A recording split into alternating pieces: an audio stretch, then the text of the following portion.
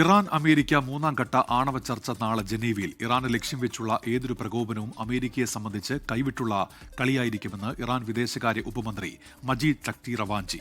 ഇറാന്റെ രാസായുധ പദ്ധതികൾ സൂക്ഷ്മമായി നിരീക്ഷിക്കുകയാണെന്ന് അമേരിക്ക. അമേരിക്കയിലെ ന്യൂജേഴ്സിയിൽ നിന്ന് മധു കൊട്ടാരക്കരയാണ് ഇപ്പോൾ വിവരങ്ങൾ ചേരുന്നത്. Madhu, good morning. എന്തൊക്കെയാണ് വിവരങ്ങൾ മധു?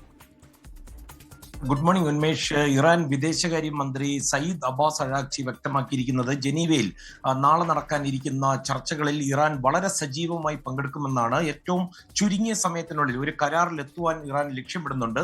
ഒരു സാഹചര്യത്തിലും തങ്ങൾ ആണവായുധങ്ങൾ നിർമ്മിക്കില്ലെന്ന് അദ്ദേഹം ആവർത്തിച്ച് പറയുകയും ചെയ്തിട്ടുണ്ട്. നയതന്ത്രത്തിന് മുൻഗണന നൽകിയാൽ ഒരു കരാർ വളരെ വേഗത്തിൽ സാധ്യമാകുമെന്നുള്ളൊരു വിശ്വാസമാണ് അറാഗ്ചി വെച്ചു പുലർത്തുന്നത്. അതേസമയം ഇറാനെതിരെയുള്ള സൈനിക നീക്കങ്ങൾ അമേരിക്ക അവസാനിപ്പിക്കണമെന്നുള്ള വളരെ ശക്തമായ മുന്നറിയിപ്പുമായി ഇറാന്റെ വിദേശകാര്യ ഉപമന്ത്രി മജീദ് തഖ്തി റവാഞ്ചിയാണ് വന്നിരിക്കുന്നത്. അദ്ദേഹം പറയുന്നത് ഇറാനെ ലക്ഷ്യം വെച്ചുള്ള ഏതൊരു പ്രകോപനവും അമേരിക്കയെ സംബന്ധിച്ച് കൈവിട്ടുള്ള കളിയായിരിക്കുമെന്നാണ് പറഞ്ഞിരിക്കുന്നത്.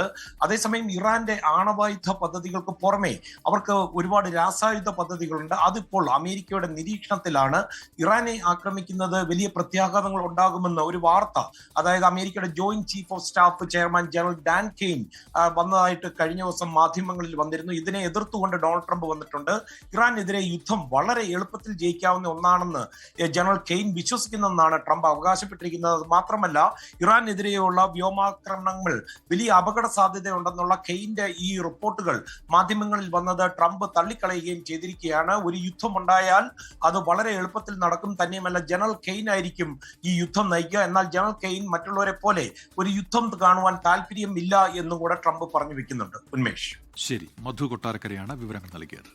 ലോകത്തെവിടെയായാലും ഏത് സമയത്തും 24 വാർത്തകളും ഓഗ്മെന്റഡ് റിയാലിറ്റി പാക്കേജുകളും എക്സ്പ്ലെയിനറുകളും വിശദമായി കാണാൻ ഞങ്ങളുടെ യൂട്യൂബ് ചാനൽ നിങ്ങൾക്ക് സബ്സ്ക്രൈബ് ചെയ്യാം.